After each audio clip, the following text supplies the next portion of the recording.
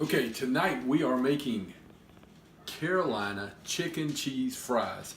My wife's prettied it up with a little avocado, but here it is and I'm gonna show you how to do it. Okay, everybody, tonight I am cooking a keto recipe for you. It's called Carolina chicken cheese fries. Here is my ingredients. First of all, I've got about what's approximately 14 ounces of grilled chicken. I grilled it earlier.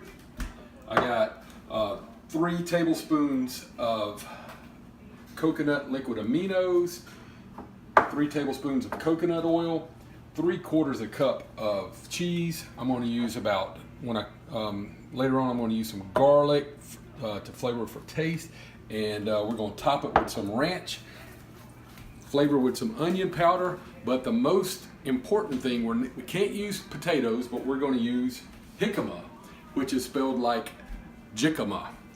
This is the way it comes from Kroger. I'd suggest using it. It comes in this container from Kroger. I'm going to cut it up and dice it up in a little bit, and I'll show you a little bit later how it looks.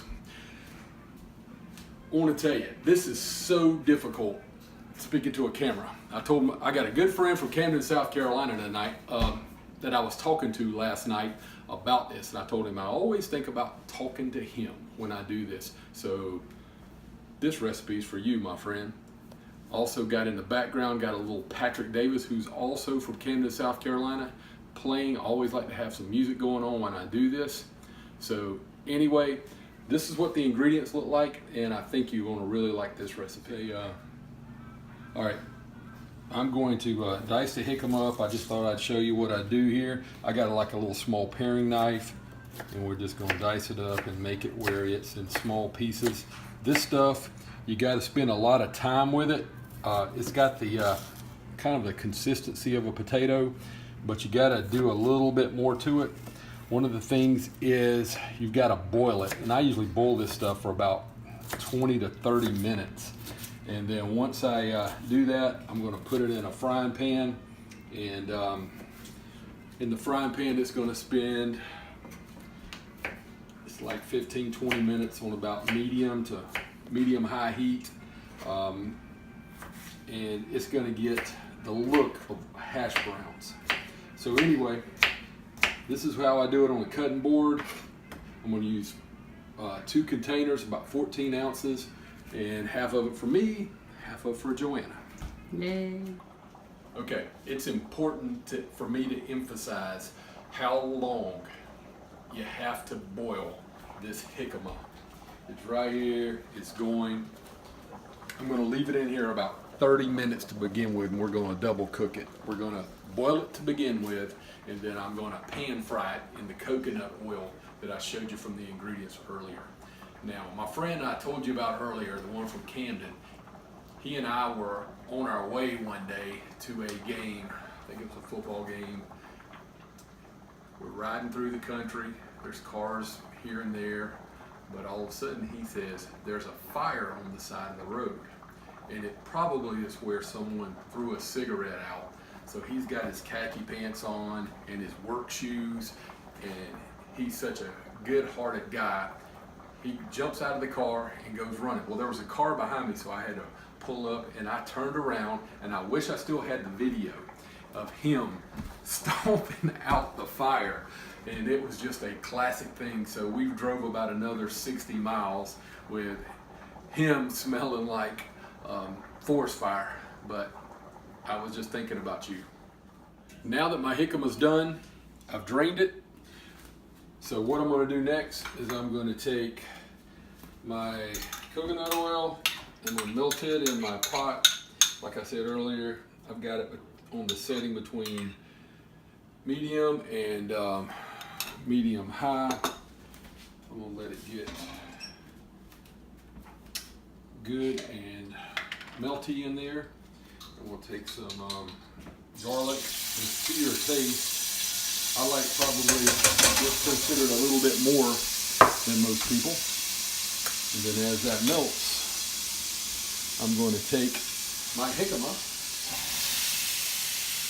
put it in there together, take a good wooden spoon, mix it really good.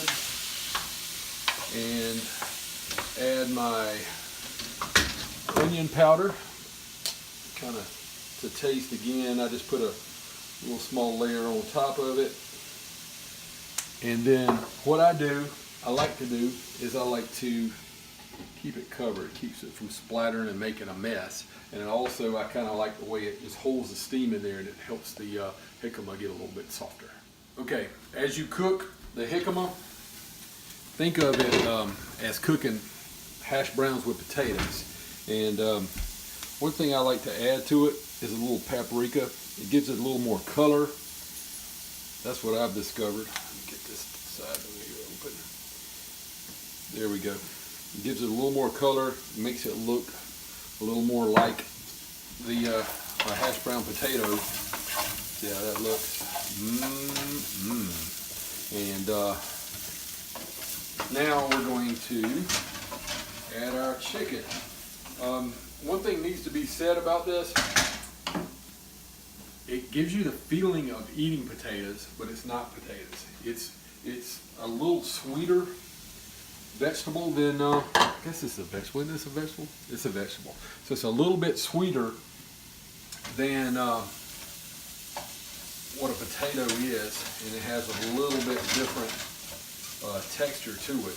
But it's about as close to anything that I found on this eating regimen that, there's aminos